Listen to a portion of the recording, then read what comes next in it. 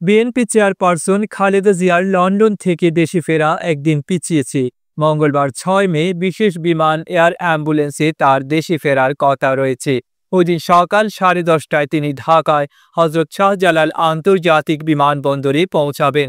যদিও এর আগে জানানো হয়েছিল সোমবার ৫ মে খালেদা জিয়া দেশে ফিরবেন।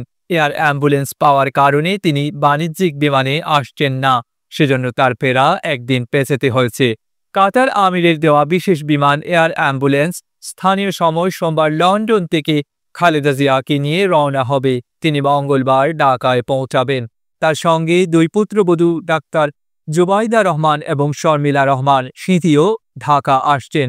চিকিৎসা শেষে প্রায় ৪ মাস পর লন্ডন থেকে দেশে ফিরছেন খালেদা জিয়া। ঢাকায় বিমানবন্দরে তাকে স্বাগত জানাতে প্রস্তুতি নিচ্ছে বিএনপি।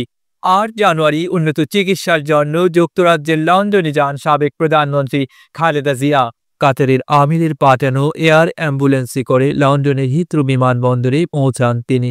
৭৯ বছর বয়স্ক Begum Khaleda Zia liver cirrhosis, kidney সমস্যা, হৃদরোগ সহ বিভিন্ন জটিল রোগে ভুগছিলেন।